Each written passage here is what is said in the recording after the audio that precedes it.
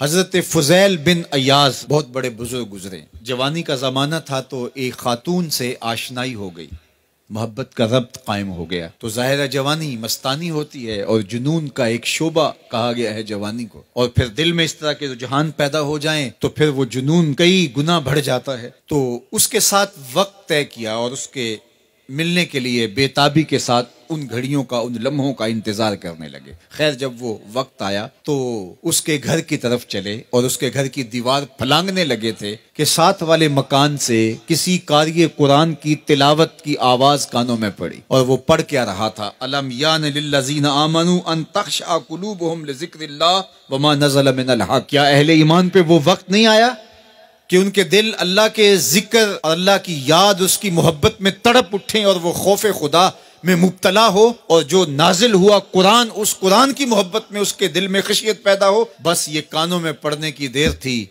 कि दोबारा गली में छलांग लगाई और कहा मेरे ऊपर वो वक्त आ गया है, और जंगलों को रोते हुए निकले। और हजरत फुजैल बिन अय्याज फिर वलियों के इमाम करार पाए।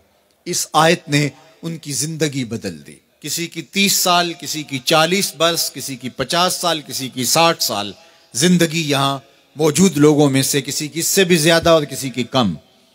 इस आयत करीमा को जरा अपने ऊपर वारद करें तो अल्लाह हमें नसीब कर दे कि हमारे दिल तेरे खौफ से कांप उठे और तेरी खशियत से हमारे दिल लर्ज उठे और कुरान के साथ हमारा रब्त मजबूत और मुस्तहकम हो जाए और हम ये इकरार करते हुए तेरे हुजूर हाजिर हो जाएं, मालिक वो वक्त आ गया है कि हमारे दिल तेरी याद से, तेरी मोहब्बत से, तेरे प्यार से माला माल हो गए और अपनी बाकी जिंदगी हम तेरे प्यार में, तेरी मोहब्बत में और तेरी याद में बसर करेंगे। हदीस पाक में आता है कि अगर कोई शख्स अल्लाह के खौफ से रोया और अल्लाह के खौफ से रोने की वजह से उसकी पलकों के बालों में से एक बाल की जड़ गीली हो गई तो कयामत के दिन वो बाल खड़ा हो जाएगा, अल्लाह या तो मुझे निकाल ले या इसे जन्नत अता फरमा दे। तो अल्लाह जल्ला शानुहु उस बाल को तो आंख से नहीं नोचेगा बल्कि उस शख्स को अल्लाह जन्नत अता फरमा देगा। अल्लाह अकबर। गुनाहगार की आंख का पानी अल्लाह के गुस्से की आग को ठंडा कर देता है। इसलिए हमें रोने का कहा गया, फल यदहकू कलीलन वल यबकू कसीरा। अल्लाह अकबर। इरशाद फरमाया कि थोड़ा हंसा करो, ज्यादा रोया करो। सहाबा को हंसते हुए देखा तो आका करीम अलैहिस्सलाम ने फरमाया कि तुम्हारे तक अल्लाह की अमान नहीं पहुंची और तुम हंस रहे हो। अर्ज की हुजूर इसका कुफारा? तो फरमाया इसका कुफारा ये है कि जितना हंसे हो इतना ही तुम्हें रोना पड़ेगा। मैं और आप जरा अपनी जिंदगी पर गौर और तदब्बुर करें। हमारी जिंदगी में हंसना ज्यादा है या रोना ज्यादा है? सवेर से लेकर शाम तक कह कहे ज्यादा हैं, ठट्ठे ज्यादा हैं, मजाक ज्यादा हैं, लतीफे ज्यादा हैं या इबरतें ज्यादा हैं? तफक्कुर ज्यादा है, तदब्बुर ज्यादा है, सोच विचार ज्यादा है, याद इलाही में तड़पना ज्यादा है, आंखों से याद खुदा में बहने वाले आंसू ज्यादा हैं या गफलत से फूटते हुए कह कहे ज्यादा है?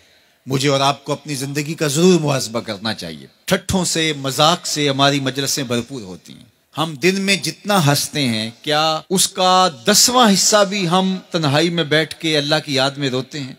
अगर ऐसा है तो मुबारक हो, और अगर ऐसा नहीं है तो अल्लाह से आंसू मांगो, अल्लाह से दर्द मांगो, उसकी याद में रोना मांगो, उसके जिक्र में तड़पना मांगो, उसकी मोहब्बत में बेताबियां मांगो, आंसू मांगो, सिसकियां मांगो, तड़पने फड़कने की तौफीक दे, दिले मुर्तजा सोज़े सिद्दीक दे। उसके हुजूर अर्ज करो कि मालिक हमें तड़प दे, हमें सोजो गदाज दे, हमें कैफो सुरूर की दुनिया नसीब फरमा दे, हमारी आंखों को आंसुओं का जमाल अता कर दे।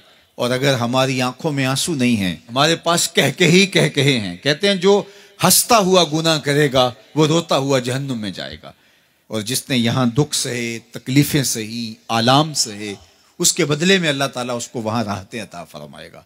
फरमाया कि मोमिन के पांव में कांटा भी चुभे तो अल्लाह जल्ला शानहू इसका सिला भी उसको कयामत के दिन अता फरमाएगा। तो ये जो तफक्कुरात हैं, ये जो दुख आते हैं, ये जो तकलीफें आती हैं, मसाइब आते हैं, मुश्किलात आती हैं, अजियतें हमें पहुंचती हैं, तो इस पर सब्र करना चाहिए और अल्लाह का शुक्र अदा करना चाहिए कि हम इन मसाइब से गुजर रहे हैं, इन मुश्किलों से गुजर रहे हैं। और अगर किसी शख्स की जिंदगी में दुख है ही नहीं, सुख ही सुख है, तो फिर वो समझे कि वो फितने में मुब्तला है। इसलिए ज़िंदगी के अंदर ये आने वाली तकलीफ़ें, ज़िंदगी में मिलने वाले दुख, अज़ियतें, ये अल्लाह ताला की तरफ से हमारे ऊपर एक इनाम है और अल्लाह ताला जल्ला शानहू उसके बदले में हमें आखिरत में सिला अता फरमाने वाला है।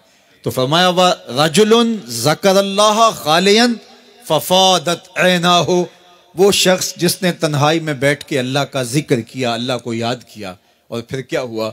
फरमाया उसकी आंखों से आंसू टपकने लगे। तो मेरे और आपके आका और मौला ने फरमाया क़यामत के दिन जब कोई साया नहीं होगा, याद इलाही में रोने वाले को अल्लाह अपने अर्श का ठंडा साया अता फरमा देगा।